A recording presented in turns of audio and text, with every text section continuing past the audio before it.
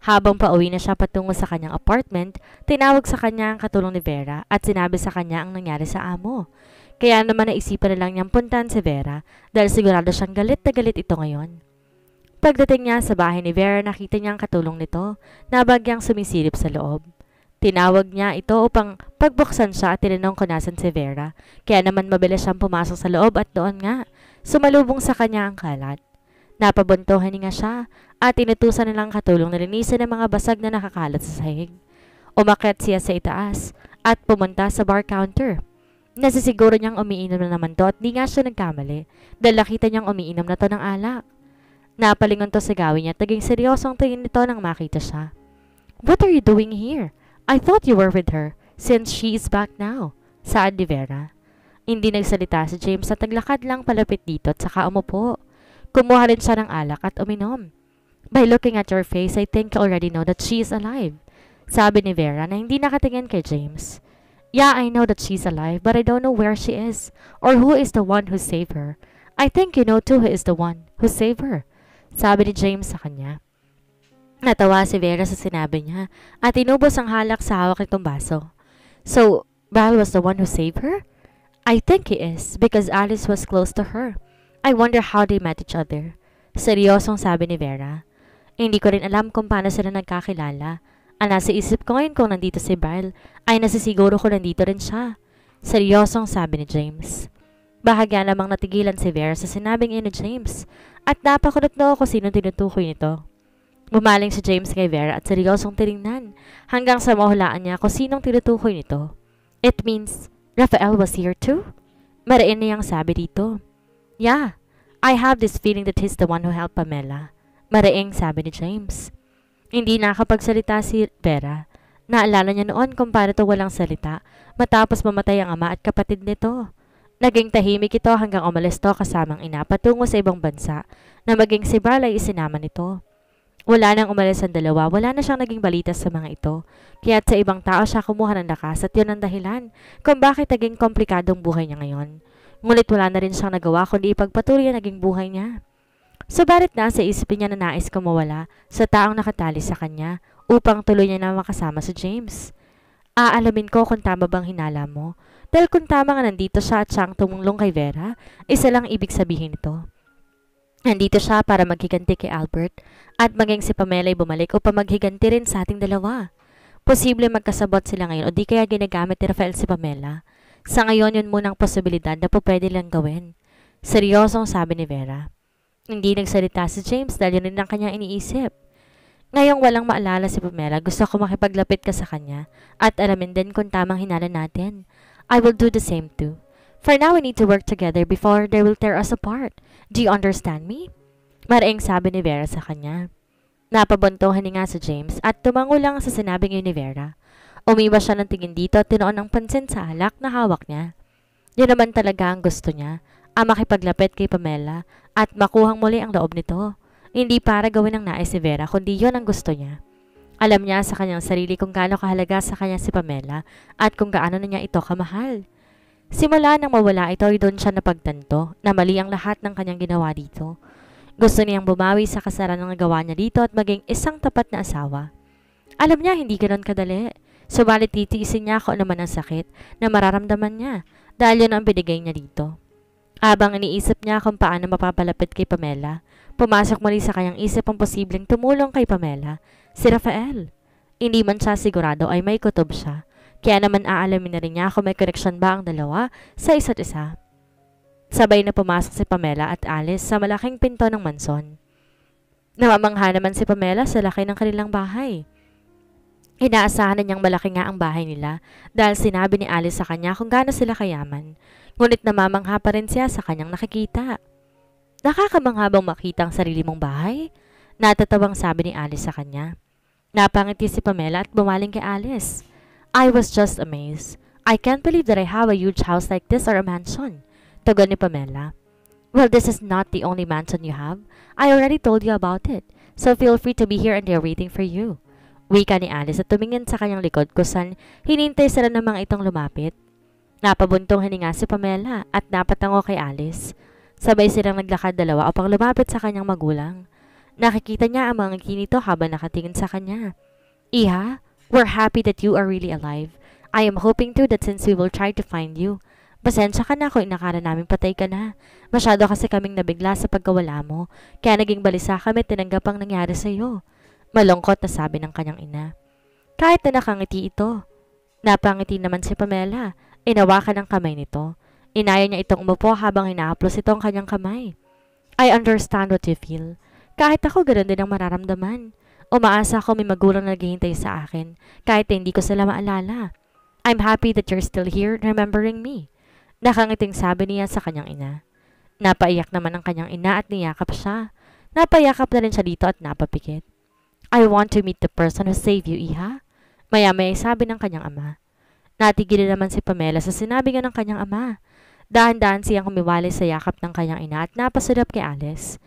Actually, Dad, I don't know if he wants to meet you. He didn't say a thing if we will meet again. For me, he is just a stranger who saved me and I'm thankful for that. Maybe if we will meet again, I will introduce him to you. Nakangiting sabi ni Pamela sa kanyang ama. Wala namang nagawa ang kanyang ama kundi mapatango at gumiti na lang sa kanyang sinabi. Maging siya hindi alam kung makikita pa ba sila ni Raph. Wala silang napag-usapan na magkikita. Pabalik nila sa totoo niyang buhay. Ngunit may kutob siyang magkikita pa rin sila, lalo na sa pinakita nitong motibo na hindi siya nito kayang bitawan. Nag-usap-usap pa sila ng ilang mga bagay, lalo na sa kumpanya at sa kanila ni James. Ngunit wala siya naging tugon pagdating kay James, dahil para sa kanya kailangan niya munang malaman kung ano ang ginawa nito sa kanya. Nung nasa yate sila, di niya alam kung paano magiging asawa sa kanya. Matapos sila mag-usap, sinamahan ni Alice si Pamela sa sarili niyang kwarto. Pagkapasok niya namanghalin siya sa laki nito. Tila ba mas dumoble ito kaysa sa tinutuluyan niyang kwarto. Nung nasa resort pa lang siya kasama si Raph, nakita niya pa ang sarili sa malaking portrait na nasa pader. Tila ba nanalaman siya sa sarili niyang mukha. Marami siyang nakitang mga litrato niya sa paligid, maging mga litrato niya. Kasama si Alice. Igat sa lahat may litrato rin sila ni Vera maging ni James. Napabuntong hininga na lamang siya at biglang kinuha ang mga picture kasama ng mga ito at itinago. Baka magtaka sila kung bakit hindi na nila makita ang picture na dito. Natatawang sabi ni Alice. Sa ngayon ayoko munang makita ang larawan nila dito. Pakiramdam ko kasi sinasakal ako. Seryosong sabi ni Alice. Nawala naman ang ngiti ni Alice at bahagyang napabuntong hininga. Lumapit siya rito at bahagyang tinapik ang balikat ni Pamela. I know what you feel. Maging ako'y ganun din ang nararamdaman. Kahit doon pa ayoko talaga sa babaeng yon. By the way, do you know that Raph was James' cousin? Sabi ni Alice. Natigilan naman si Pamela at napakulot toong nakatingin kay Alice. What did you say? Raph was James' cousin? Nagkugulat pang tanong ni Pamela. Napatango si Alice sa sinabi nga ni Pamela at makikita sa mukha nito ang pagkagulat. Nahulaan agad ni Alice na maging yon. Hindi sinabi ni Raph kay Pamela. Hindi ba sinabi ni Raph ang tungkol dyan? Wika niya. Umiling si Pamela at nagbaba ng tingin. Pakiramdam niya na dismaya siya sa revelasyong iyon na magpinsan pala ang dalawa. Nasisiguro niyang maraming tinatago si Raph na ayaw sabihin sa kanya. Bahagya naman siyang natawa at naisip na bakit naman sasabihin si Raph sa kanya ang lahat? Sino nga ba siya sa buhay nito? Oh well, Brian told me about that. James and Raph's were cousin, but they're not close to each other. Nung umalis daw sila ni Raph papunta sa ibang bansa, wala na raw silang contact dito at maging si Vera ay pinsan na rin ni Brian. Nakakagulat, di ba? Ang sabi sa akin ni Brian, natanggap nila ang imbitasyon ng kasal niya ni James pero hindi sila dumalo. Hindi raw nila kilala kung sinong babaeng pakakasalan ni James. At ayun nga ang nangyari. Bigla natin sila nakilala at tila ba naging konektado tayong lahat sa isa't isa. Lalo na sa mga nangyayari ngayon. Mahabang pahayag ni Alice. Nakinig lang si Pamela sa mga sinabi ni Alice. Talagang hindi niya inaasahan na ganoon ang takbo ng pagkakakilala nila ni Raph. Tila ba may na magdudugtong upang muli sila magkita? Sa tingin mo makikita pa ba natin sila? Tanong niya pa kay Alice. Of course. Pwede na lang kung pareho tayong mabubulag. Malamang di na natin sila makikita. For sure. Hindi matitiis ni Raph na hindi ka makita. Hintayin mo lang baka bigla na lang siyang lilitaw sa harapan mo. Sabi ni Alice at tila kinikilig pa sa posibleng pagkikitang muli ni Pamela at Raph. Natatawa na lang din si Pamela sa sinabing yun ni Alice. Umaasa siyang makikita muli si Raph kahit na alam niyang hindi na nila po pwedeng ipagpatuloy na magitan sa kanilang dalawa. Kinagabihan, bumaba si Pamela mula sa itaas sa pamakasabay sa dinner ang kanyang magulang. Kanina bago siya nagpahinga, nagpaalam si Alice na uuwi na rin sa magulang nito. Kaya hindi niya na ito kasama ngayon. Hindi pa rin siya makapaniwala sa kanyang nakikita sa paligid. At alam niya kasing mamahalin ng mga gamit na nakikita niya. Lalo na mga painting na nakadikit sa pader. May nakita rin siyang litrato nilang pamilya. Hanggang sa may napansin siyang isang painting na nasa gitna. Napatitig siya dito. Nasisiguro niyang nakikita niya sa painting ay isang babae dahil sa haba rin ng buhok nito. Hindi niya masabi kung katulad na ba niya ito o bata pa. Ngunit nang matitigang mabuti, doon niya napansin na isa itong bata. Habang nakaupo sa tabi ng bulaklak at tila may binabasang isang libro. Di niya alam pero napangiti siya habang nakatingin dito. It's beautiful, right? Natigilan siya nang biglang may nagsalita sa kanyang likod. Napalingon siya at nakita niya si James. Why are you here? Tanong niya at iniwas ang tingin dito. Because I don't want to separate with you. Kahit pa hindi mo ako maalala, nais ko pa rin nasa tabi mo. I'm still your husband and we've been together a long time. Ayoko magbago ng tuluyan kung ano tayo sa isa't isa. Narinig niyang sabi ni James. Hindi siya makapagsalita. Aminin man niya o hindi, magaan ang loob niya rito at sigurado, marami na rin silang pinagdaan ng dalawa. Subalit hindi rin mawala sa isip niya ang ginawa nitong pangloloko sa kanya. Pamela, sana pagbigyan mo ako sa nais kong makasama ka, kahit ganitong sitwasyon nating dalawa, dagdag ni James. Napabuntong hininga si Pamela at muling lumingon kay James. Naramdaman ko kung gaano kagaan ang loob ko sa inyo.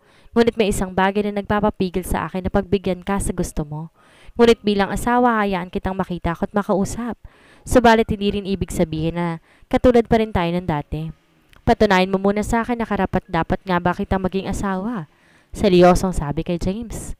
Naramdaman niya kung paano hinawakan ni James ang kanyang kamay. Naisa na niyang hilain to ngunit tila nakaramdam siya ng kakaiba. Kaya hinayaan niyang hawakan ito ang kanyang kamay. Marahang hinaplos James ang kamay niya at nakita niya kung paano itong umiti. I miss holding your hands. Saad nito. Pakiramdam naman niya ibang tao nagsabi nito. Hindi niya alam pero isang tao lang naalala niya na sinabi ito. Naalala niyang bigla si Raph. Dahil doon dahan-dahan na rin niyang binawi ang kanyang kamay mula dito. For now you can touch me anywhere, even if you're my husband. I hope you will understand. Saad ni Pamela tinalikuran na si James. Napabuntuhan niya naman si James at naiintindihan ang mga sinabi nito. Nasisiguro niyang may alam na nga ito tungkol sa kanila ni Vera. Hindi nga lang nito masabi ng diretso sa kanya at ganun din siya dito. Ngunit hindi niya hahayaang tuluyan tong mawala sa kanya. Kaya gagawin niyang lahat upang mapalapit muli ang kanyang loob dito. Saglit pa'y sumunod na rin siya dito, papunta sa ibaba. Dahan-dahan namang bumaba na hagdan si Pamela at napansin niyang may ibang tao pa sa kanilang bahay, bukod kay James. Nang tuluyan sa makababa, nakita niya kung sinong kausap ngayon ng kanyang magulang. I am really sorry, tita. I made a mistake to confirm that Pamela is dead. Someone sabotaged me. Hindi ko alam kung ano mukha may haharap ko sa inyo, lalo na kay Pamela. Pasensya na talaga. Medyo magulo rin ang isip ko ng mga sandaling iyon. Narinig niyang paliwanag ni Vera habang kausap ito ang kanyang magulang. Saglit na napatas ang kanyang kilay sa kanyang narinig, tsaka siya dahan-dahang lumapit sa mga ito. Kaya napasulyap sa kanya si Vera na agad napatayo na makita siya. Oh my God, Bes. Pasensya ka na talaga kanina ha. Masyado ako nagulat at naguluhan sa mga nalaman ko. I'm really sorry. And I'm thankful that you are really alive. I miss you, Bessie. Naiiyak na sabi pa nito. It's okay. Ang mahalaga ay nakabalik ako. Pasensya ka na rin dahil ganitong sitwasyon ko. Maintindihan mo sana ang kalagayan ko.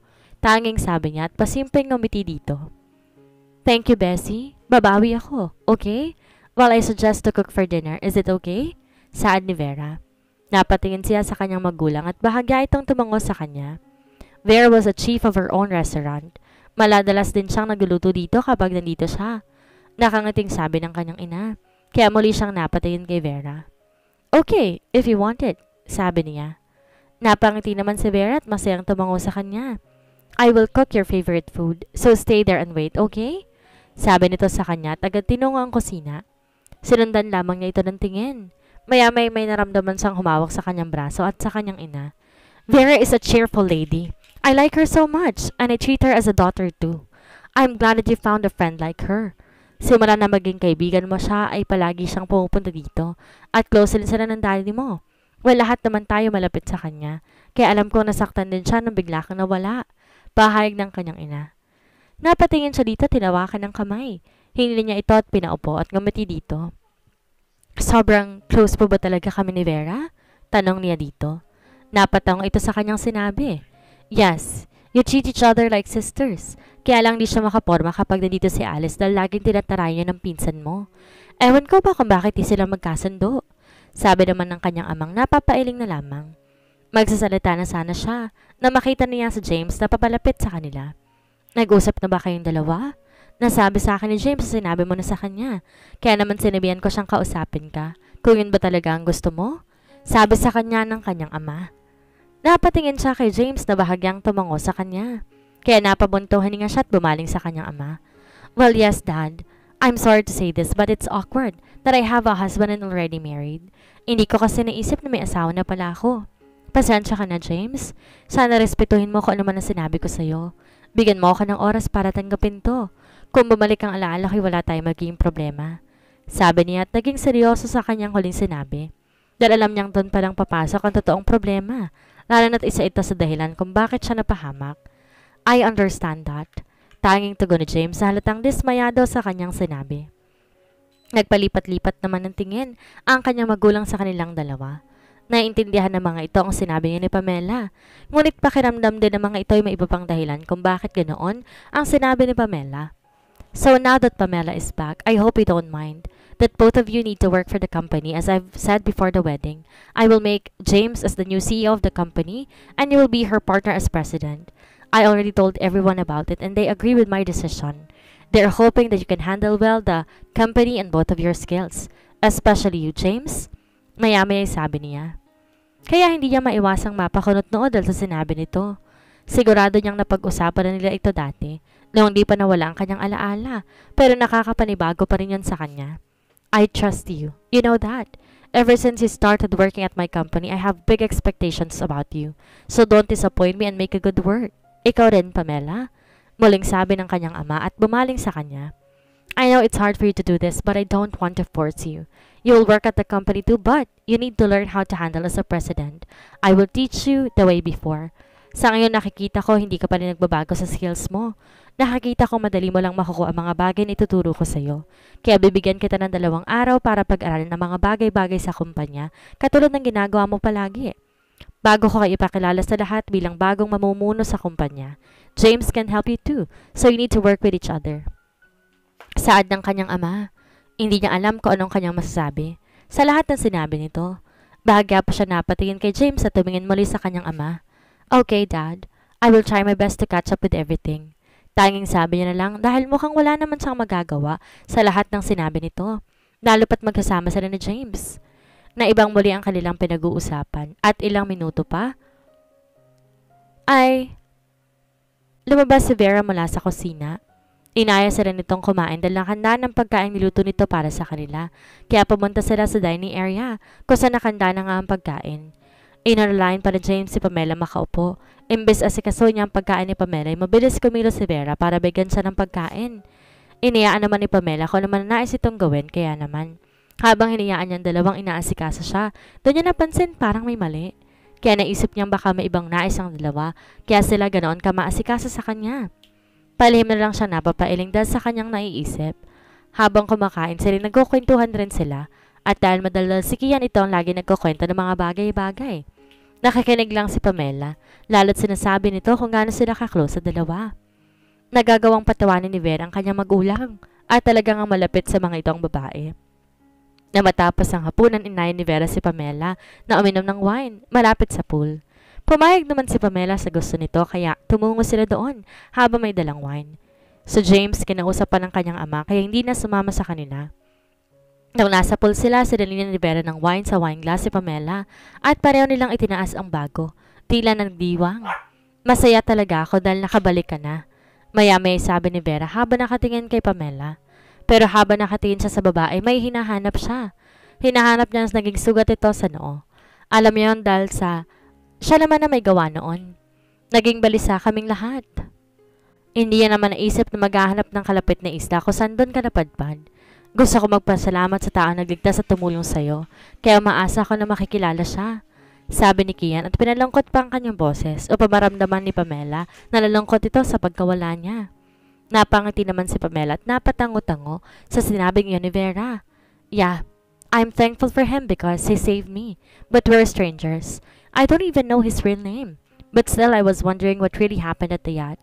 Sabi ni Pamela, tinignan na reaksyon ni Vera.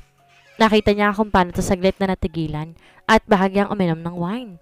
Sa naging reaksyon nito, nahulaan niya kagad na may nangyari nga. When he found me, he saw some bruises in my body, especially my forehead. There's a cut here and luckily it's already healed. Hindi rin nagkapeklat dahil sa gamot na nilagay niya dito. Kaya naisip ko may nangyari sa yacht bago ito sumabog. Well, maybe James is right. He told me that there is an intruder who attacks us in the yacht that caused me to fall in the sea and went missing. I don't know. Malalaman ko lang siguro lahat kapag bumalik ng alaala ko. Sabi ni Pamela.